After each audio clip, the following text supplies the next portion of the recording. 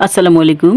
শুরু করছি প্রভাত কুমার মুখোপাধ্যায়ের শখের ডিটেকটিভ কণ্ঠে আমি আসমা খাতুন। শীতকাল, রাত 8:22 ডায়মন্ড হারবার থেকে আসা কলকাতাগামী প্যাসেঞ্জার গাড়িটি সংগ্রামপুর স্টেশনে এসে দাঁড়ালো। অল্প কয়েকজন যাত্রী উঠানামা করতেই ট্রেন ছাড়ার ঘণ্টা পড়ে গেল। এ সময় ব্যাগ হাতে মধ্যবয়স্ক মোটাসোটা এক ভদ্রলোক দৌড়ে প্ল্যাটফর্মে ঢুকলেন ঠিকই, কিন্তু তার উদ্যম বৃথা হলো। পোঁ করে বাঁশি বাজিয়ে ইঞ্জিন মহাশয় উপহাসের ছলেই যেন ধেদ ধেদ করতে করতে ছুটতে আরম্ভ করলো। লোকটি হতাশ হয়ে চলন্ত ট্রেনের দিকে হাঁপাতে হাঁপাতে তাকিয়ে রইলেন। ট্রেন চলে গেলে ধীরে ধীরে লোকটি আবার ফটকের দিকে এগিয়ে গেলেন। সেখানে গোল লণ্ঠন হাতে ছোট স্টেশন মাস্টার দাঁড়িয়ে আগন্তুক আরোহীদের কাছ থেকে টিকিট নিচ্ছিলেন। লোকটি পাশে দাঁড়িয়ে রইলেন। শেষ ব্যক্তিটি ফটক পার হবার পর তিনি ছোটবাবুকে জিজ্ঞেস করলেন, আবার কয়টায় ট্রেন? বাতির আলোতে টিকিটগুলো দেখতে দেখতে ছোটবাবু বললেন, কোথাকার ট্রেন? কলকাতায় ফেরার, রাত 1:18। লোকটি আপন মনে বিড়বিড় করে হিসাব করতে লাগলেন। 1:18, আমাদের হলো 18+24, 1:42। 1:45 ধরো, তাই তো?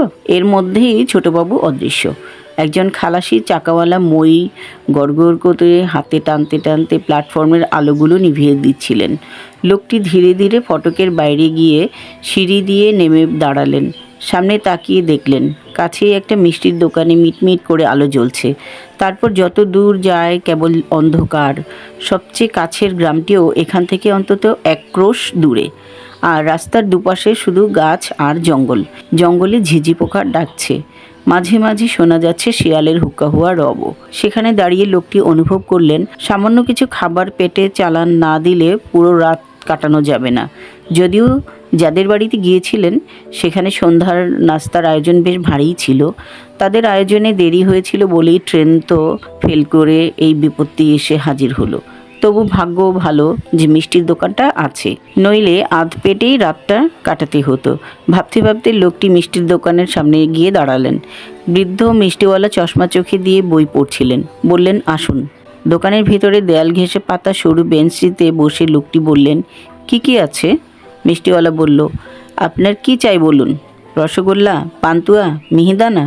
সিঙ্গাড়া আছে ভাজা, আজকেই ভেজেছি। ইচ্ছেমতো খাবার কিনে লোকটি খেতে শুরু করলেন। এই সুযোগে তার পরিচয়টি দেওয়া আমাদের কর্তব্য। সুখের বিষয় হলো এজন্য আমাদের খুব বেশি পরিশ্রম করতে হবে না।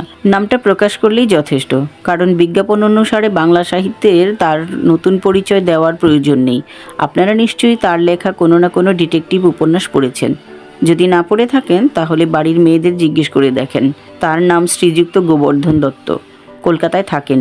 এই স্টেশন থেকে 2 ক্রোশ দূরে কোনো গ্রামে এক ভদ্রলোকের মেয়ের সাথে তার ভাইয়ের ছেলের বিয়ের সম্বন্ধ হচ্ছে। আজ বেলা 3টার ট্রেনে ইনি কলকাতা থেকে এসে পৌঁছেছিলেন। যদি মেয়ে দেখে 8:24 ট্রেনে রওনা হতে পারতেন তাহলে রাত 9:45 কলকাতায় পৌঁছে গরম গরম লুচি, ঘন বুটের ডাল, মাত্র রান্না করা মাছ, হাঁসের ডিমের কালিয়া ইত্যাদি খেয়ে লেপ মুড়ি দিয়ে শুয়ে পড়তেন। কিন্তু স্রষ্টার ইচ্ছা কে বদলাতে পারে? বাসি কচুরি, ভিতরে আটিওয়ালা রসগোল্লা প্রভৃতি যথাসাধ্য খেয়ে গোবর্ধনবাবু হাত মুখ ধুয়ে ফেললেন। তারপর মিষ্টিওয়ালাকে জিজ্ঞেস করলেন, তোমার দোকান কতক্ষণ খোলা থাকে? রাত 9টা, বড়জোর 9:30। তারপর দোকান বন্ধ করে খাওয়া দাওয়া করে শুয়ে পড়ি। গোবর্ধনবাবু ব্যাগটি হাতে নিয়ে উঠে পড়লেন। মিষ্টিওয়ালা বলল, বাবু তাহলে স্টেশনে চললেন? করি কি বলে গোবর্ধনবাবু ধীরে ধীরে স্টেশনে গিয়ে উঠলেন। সংগ্রামপুর ছোট স্টেশন। অফিস, টিকিট সবই এক কামরায়। ওয়েটিং রুম পর্যন্ত নেই। গোবর্ধনবাবু প্ল্যাটফর্মে পৌঁছে দেখেন অফিস কামরা তালা দেওয়া। বাইরে কম্বল গায়ে দিয়ে এক খালাসি বসে ঝিমাচ্ছে। একমাত্র লণ্ঠনটি জ্বলছে, আলো অত্যন্ত কমিয়ে দিয়ে। গোবর্ধনবাবু খালাসিকে জিজ্ঞেস করলেন, বাবু কোথায় রে? খেতে গেছেন বাসায়। কখন আসবেন? এখনই চলে আসবেন। একটা বেঞ্চ ছিল, তারই ওপর গোবর্ধনবাবু বসলেন। ব্যাগ খুলে পানের ডিব্বা, সিগারেট, দেয়াশলাই বের করলেন। জুতা খুলে পা দুটো বেঞ্চির উপরে তুলে শরীরটা ভালো করে ঢেকে নিয়ে পান চিবোতে আর ধূমপান করতে শুরু করলেন। চারদিকে খোলা মাঠ, হু হু করে বাতাস বইছে। একটু পরেই গোবর্ধনবাবুর শীত করতে লাগলো। কোথায় বাড়িতে এতক্ষণে চারদিকের দরজা জানালা বন্ধ করে লেপ মুড়ি দিয়ে শোবার কথা আর কোথায় সেই তেপান্তরের মাঠে এক কষ্টভোগ। মেয়ে দেখতে না এলে এই কষ্টভোগ হতো না। মেয়ের বাপেরা নাস্তার অহেতুক বাড়াবাড়ি করে ট্রেনটাই ফেল করে দিয়েছে। তাদের উপর রাগ হলো। বিধবা ভাই বউয়ের উপরও রাগ হলো। ছেলের বিয়ের জন্য এত তাড়া কেন রে? গোবর্ধনবাবু বলছিলেন, এবছরটা যাক, পরের বছর দেখা যাবে। কিন্তু সে কথা তিনি শুনলেনই না। বউ এসে কি এমন করে দেবে? বাল্যবিয়ের উপরও রাগ হতে লাগলো। শীতে কাঁপতে কাঁপতে প্রতিজ্ঞা করলেন, এবার বাল্যবিবাহের বিরুদ্ধে প্রতিবাদ তুলতে নতুন ধরনের এক উপন্যাস লিখবেন তিনি। কিছুক্ষণ পর সিঁড়িতে জুতোর শব্দ। প্ল্যাটফর্মের উপর খানিকটা আলো পড়ল। বাতি হাতে ছোটবাবু আসলেন। অফিস কামরা খুলে ভেতরে ঢুকে দরজা চাপিয়ে দিলেন। আরও কিছুক্ষণ শীত উপভোগ করার পর গোবর্ধনবাবুর ধৈর্য হারালেন। উঠে গিয়ে দরজা ফাঁক করে বললেন, স্টেশন মাস্টার বাবু, 1:45টার গাড়ি তো এখনো অনেক দেরি। বাইরে বেশ শীত, ভেতরে এসে বসতে পারি কি? লোকটি স্টেশন মাস্টার নন, ছোটবাবু। এটা গোবর্ধনবাবু জানতেন, তবুও খাতির করার জন্য এমন সম্ভাষণ। ছোটবাবু বললেন, আসুন। ঢুকেই গোবর্ধনবাবু একটা পিঠ ভাঙা চেয়ারে বসলেন। এবার ভালো করে দেখলেন ছোটবাবুর বয়স 40-এর উপরে উঠেছে। সাদা মোটা কাপড়ের প্যান্টের উপর কালো গরম কোট পরে রয়েছেন। মোটা মোটা গোল গোল বুতামগুলোতে কী সব ইংরেজি অক্ষর লেখা। টেলিগ্রাফ মেশিনের কাছে বসে খুটখুট করে কাজ করছেন।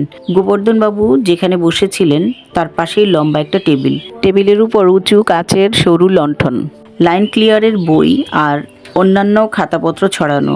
একটা টিনের আঠা দানি, আরেকটা টিনের পাত্রে তেল কালির প্যাড এবং স্টেশনের সিলমোহর, সীসার কাগজ ছাপা, একটা স্কেল, এইসব জিনিস। ছোটবাবু তারের কাজ শেষ করে আগন্তুকের দিকে তাকিয়ে হাই তুললেন। দাঁড়িয়ে হাত দুটো পিছনে নিয়ে আড়মোড় ভাঙলেন। তারপর খড়খড় করে টেনে ড্রয়ার থেকে একটা বই বের করে আলোতে এসে পড়তে লাগলেন। গোবর্ধনবাবু গলা বাড়িয়ে দেখলেন সেটা তারই লেখা উপন্যাস, ভীষণ রক্তারক্তি। গোবর্ধনবাবু নতুন লেখক নন, আর তিনি সেই শ্রেণীর লেখকও নন যাদের বই বছরের পর বছর সিন্দুক বা আলমারিতে পোকামাকড়ের খাবারের যোগান দেয়। তবু এই দূর গ্রামে একজন তার নিজের লেখা বই পড়তে দেখে মনটা খুশিতে ভরে উঠল। কোথায় গেল তার শীত? ছোটবাবু এক মনে পৃষ্ঠার পর পৃষ্ঠা পড়ে চলেছেন, আর গোবর্ধনবাবু এক দৃষ্টে তার মুখের দিকে তাকিয়ে রয়েছেন। আত্মপ্রসাদে তার মন ভরে উঠতে লাগলো। মনে মনে বললেন, বিজ্ঞাপনে যে লিখি একবার পড়তে বসলে আহার নিদ্রা ত্যাগ, সেটা কি একেবারেই মিথ্যা কথা লিখি? কিছুক্ষণ পর সেই ভক্ত পাঠকটির কাছে নিজের পরিচয় দেওয়ার জন্য গোবর্ধনবাবুর মনটা ছটফট করতে লাগলো। ভাবলেন, পুরনো একটা শীতের কাপড় গায়ে দিয়ে, কাদামাখা জুতা পায়ে দিয়ে নিরীহ ভালো মানুষের মতো বসে আছি। আমি যে কে জানতে পারলে বাবুটি কি অবাকি না হবেন। এরপর নিশ্চয়ই চিরকাল উনি মানুষের কাছে বলে বেড়াবেন, একবার বিখ্যাত ডিটেকটিভ ঔপন্যাসিক গোবর্ধনবাবুর সঙ্গে দেখা হয়েছিল। লোকটি এমন সাদাসিধে যে দেখলে গোবর্ধনবাবু বলে মনেই হয় না। অতি মহাত্মা লোক। আমি না হয় ওনার নামটা প্রথমে জিজ্ঞেস করি, তাহলে নিশ্চয়ই উনিও আমার নাম জিজ্ঞেস করবেন। গলা বাড়িয়ে আবারও গোবর্ধনবাবু দেখলেন ছোটবাবু ত্রয়োবিংশ পরিচ্ছেদে, যেখানে প্রসিদ্ধ গুন্ডা মির্জা বেগ 15 বছরের সুন্দরী নায়িকা বকুলমালাকে তার বাবার বাড়ি থেকে গভীর রাতে ডাকাতি করে নিয়ে যাচ্ছে। ওই পরিচ্ছেদটি বেশ চমকপ্রদ, তাই আর রসভঙ্গ করতে ইচ্ছে হলো না। পরিচ্ছেদটি শেষ হওয়ার সাথে সাথে গোবর্ধনবাবু জিজ্ঞেস করলেন, আপনার নামটি কি জিজ্ঞেস করতে পারি? বই থেকে মুখ না তুলেই উত্তর দিলেন, শ্রী বীরেন্দ্রনাথ দাস ঘোষ, বলেই পরের পরিচ্ছেদে ডুবে গেলেন। গোবর্ধনবাবু নাছোড় বান্দা। আবার জিজ্ঞেস করলেন, কোথায় থাকেন? হুগলির কাছে। কোন গ্রামে? শঙ্করপুর, বলেই পরের পৃষ্ঠা উল্টালেন। গোবর্ধনবাবু মনে মনে বললেন, কেমন অভদ্র লোক। প্রকাশ্যে বললেন, আপনার নামটাম জিজ্ঞেস করছি বলে বিরক্ত হচ্ছেন না তো? আজকাল ইংরেজি ফ্যাশন অনুসারে এগুলো তো বেয়াদবি, কিন্তু আমরা ভাই সেকেলে লোক, অত মেনে চলতে পারি না, কিছু মনে করবেন না। ছোটবাবু এক নজর তাকিয়ে মুচকি হেসে বললেন, না। গোবর্ধনবাবু নিজের পরিচয় দিতে না পেরে হতাশ হয়ে উপরে তাকালেন কড়িকাঠ গুনতে, কিন্তু কড়িকাঠ নেই। ঢেউ খেলানো লোহার ছাদ। ছোটবাবু যখন বইটি শেষ করলেন তখন রাত প্রায় 12:30। বই বন্ধ করে একটা দীর্ঘ নিঃশ্বাস ফেলে মিনিট খানেক সামনের দেয়ালের দিকে স্থির দৃষ্টিতে তাকিয়ে রইলেন। তারপর গোবর্ধন বাবুর দিকে ফিরে বললেন, সেই কখন থেকে বসে রয়েছেন, কি করি বলুন? আপনার খুব কষ্ট হচ্ছে, পান খাবেন? বলেই পকেট থেকে একটা পানের ডিব্বা বের করে তার সামনে ধরলেন। পান নিয়ে গোবর্ধনবাবু ভাবলেন, হায়, এই লোক জানতেও পারছে না যাকে পান দিচ্ছে সে কে আর কত বড়। ছোটবাবু বললেন, মাফ করবেন, প্রায় 3 ঘন্টা ধরে এখানে বসে আছেন, অথচ আপনাকে কোনো খাতির করিনি। বইটা নিয়ে এমনই হয়ে পড়েছিলাম, একেবারে বাহ্যজ্ঞান শূন্য। কোথা থেকে আসলেন? কী নাম আপনার? কলকাতা থেকে এসেছিলাম, কাছেই একটি গ্রামে গিয়েছিলাম আমার ভাইপোর জন্য মেয়ে দেখতে। আমার নাম শ্রী গোবর্ধন দত্ত। নামটা শোনামতো ছোটবাবু বইটার প্রথম পৃষ্ঠা খুলে আলোর কাছে ধরলেন। বই নামিয়ে আবার গোবর্ধন বাবুর দিকে তাকালেন। আবার বইয়ের প্রথম পৃষ্ঠাটি দেখতে লাগলেন। তার অবস্থা দেখে গোবর্ধনবাবু বললেন, কি ভাবছেন? বেশ সংকোচ করে বললেন, জনাব, আপনি কি এই বই লিখেছেন? ন্যাকা সেজে গোবর্ধনবাবু বললেন, কি কি বই ওটা? ভীষণ রক্তারক্তি। ও হ্যাঁ, বইটা অবশ্য আমারই লেখা। ছোটবাবু বললেন, আপনি আপনি সত্যি গোবর্ধনবাবু? আপনার সঙ্গে যে ব্যবহার আমি করেছি খুব অন্যায় হয়ে গেছে। ছি ছি ছি। না না, কোনো অন্যায় তো আপনি করেননি। অন্যায় করিনি? আপনি এখানে 3 ঘন্টা ধরে ঠায় বসে আছেন, আপনাকে জিজ্ঞেসও করিনি আপনি কে, কোথা থেকে এসেছেন, আপনার কোনো কষ্ট হচ্ছে কি না। বই নিয়ে এমনই মেতেছিলাম, অন্যায় করিনি। আমার আর কোন কোন বই পড়েছেন? আর কোনো বই পড়িনি, তবে আপনার বইয়ের বিজ্ঞাপন দেখেছি। এবার এক এক করে আনতে হবে। আজই কি এই বইটা পড়া হতো? বইটা একজন প্যাসেঞ্জার ফেলে গেছে। 5টা ট্রেনে এসেছিলেন কলকাতা থেকে, বিশাল এক দল। বাইরে প্ল্যাটফর্মে ওই বেঞ্চটাতে বসেছিলেন তাদের কয়েকজন। ওরা চলে যাওয়ার পর দেখি বেঞ্চের নিচে বইটা পড়ে আছে। এনে পড়তে আরম্ভ করলাম। বাপরে, আরম্ভ করলে কি আর ছাড়ার উপায় আছে? আচ্ছা, ওই সব ঘটনা কি সত্যি, না আপনি মাথা থেকে বের করেছেন? আসল কথা বলতে গেলে বলতে হয় ইংরেজি নোবেল থেকে না বলে নেওয়া। গোবর্ধনবাবু ইতস্তত করে বললেন, মাথা থেকে বের করেছি। আপনার মাথা তো সাংঘাতিক। কি অসাধারণ কৌশল! আপনি যদি পুলিশ লাইনে ঢুকতেন তাহলে খুব ভালো ডিটেকটিভ হতে পারতেন। ও, ভালো কথা, ভালো কথা মনে পড়ে গেল। আপনি এসেছেন, ভালোই হয়েছে। আপনাকে জিজ্ঞেস করি, দেখুন বইটার ভিতর একটা চিঠি ছিল। আশ্চর্য চিঠি, আমি তো কিছুই বুঝতে পারলাম না। আপনি দেখুন তো। বলেই ড্রয়ার থেকে একটা চিঠি বের করে গোবর্ধনবাবুর হাতে দিলেন। চশমা বের করে গোবর্ধনবাবু আলোর কাছে নিয়ে চিঠিটা পড়তে শুরু করলেন। ভাই কুঞ্জ, মঙ্গলবার রাতে শত্রুদুর্গ আক্রমণ, মনে আছে তো? তুমি সদল বলে ওই দিন বিকাল 5টা ট্রেনে পৌঁছে যেও। এর ব্যতিক্রম যাতে না হয়। সবাই মিলে একসাথে সন্ধ্যায় মার্চ করতে হবে। রাত 10টায় যুদ্ধারম্ভ। কাজ শেষ করে ভোর 3টার ট্রেনেই আমরা আবার ফিরে আসব। ইতি তোমাদের নিতাই। চিঠি পড়ে গোবর্ধনবাবুর মনে হলো এটা স্বদেশি ডাকাতি ছাড়া আর কিছু নয়। জিজ্ঞেস করলেন, তারা একদল এসেছিল বললেন না? জি হ্যাঁ। কতজন? 20 জনের মতো। বয়স কত হবে? চেহারা কীরকম? বয়স 15-16 থেকে 19-20-এর মধ্যে। চেহারাগুলো গুন্ডা গুন্ডা, খুব হাসি ফুর্তি গোলমাল করতে করতে গেল। ভদ্রলোকের ছেলে সব? হ্যাঁ, বেশ ফিটফাট কাপড় চোপড়। কারোর কারোর চোখে সোনার চশমা। কোন ক্লাসের টিকিট নিয়ে এসেছিল? ইন্টারমিডিয়েট। সিঙ্গেল না রিটার্ন? রিটার্ন। তাদের টিকিটগুলো বের করুন। ছোটবাবু একগাদা টিকিট থেকে লাল রঙের অর্ধেক টিকিটগুলো বের করে বেছে গোবর্ধনবাবুর সামনে ফেলতে লাগলেন। গোবর্ধনবাবু গুনে দেখলেন সব মিলে 19টা, প্রত্যেকটাই কলকাতা থেকে। নম্বরগুলো পরপর।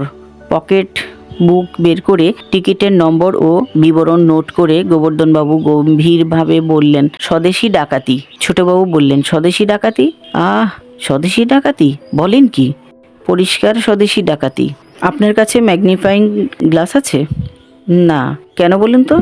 গোবর্ধনবাবু চিঠিটার একটা জায়গায় আঙ্গুল দিয়ে দেখিয়ে বললেন, এই দেখুন, খামের উপর যে সিল পড়ে আছে তারই সাদা দাগ এই চিঠিতে আছে। একটা ম্যাগনিফাইং গ্লাস পেলে ছাপটা পড়তাম। ছোটবাবু পড়তে চেষ্টা করলেন, কিন্তু কিছুই পড়া গেল না। গোবর্ধনবাবু ঘষা কাচের লণ্ঠনটি খুলে ভিতরে কি যেন খুঁজতে লাগলেন। শেষে এক টুকরা কাগজ নিয়ে লণ্ঠনের একটা জায়গায় ঘষতে লাগলেন। কাগজটুকু ভূষা কালিমাখা হয়ে গেল। এরপর বের করে জোরে ফু দিলেন 2-3টা। এবার সেটাকে চিঠির সেই সাদা ছাপ পড়া অংশে আলতো করে হাত বোলাতে লাগলেন। ছোটবাবু অবাক হয়ে কাজগুলো দেখছিলেন। ছাপ পরীক্ষা করে গোবর্ধনবাবু গম্ভীরভাবে বললেন, আজই বেলা 9টার ডেলিভারিতে বউবাজার পোস্ট অফিস থেকে এই চিঠি বিলি হয়েছে। বলেই চিঠিটা ছোটবাবুর হাতে দিলেন। ছোটবাবু তা আলোতে ধরে দেখলেন, কালো জমির উপর সাদা অক্ষরে লেখা লেখাগুলো ফুটে উঠেছে। চিঠিটা গোবর্ধন বাবুকে ফেরত দিয়ে রুদ্ধস্বরে বললেন, ধন্য আপনার বুদ্ধি, নইলে অমন সব উপন্যাস আপনার মাথা থেকে বেরোয়। গোবর্ধনবাবু বলতে লাগলেন, এই ডাকাতদের একজনের নাম কুঞ্জ, সে থাকে বউবাজার অঞ্চলে। দলের আরেকজন নিতাই, সে আগে থেকেই এসেছিল। দেখে শুনে খবর নিয়ে সব ঠিকঠাক করে এই চিঠি লিখেছে। ওই অঞ্চলের কোনো ধনী লোকের বাড়িতে আজ রাত 10টায় তারা ডাকাতি করবে। ভোর 3টার ট্রেনে তারা আবার ফিরে যাবে। এমন সময় কলকাতা থেকে ট্রেন এসে পৌঁছল। ছোটবাবু লণ্ঠন হাতে ছুটলেন সেটা পাস করতে। গল্পটি আপনাদের যদি ভালো লাগে তাহলে চ্যানেলটি সাবস্ক্রাইব করুন।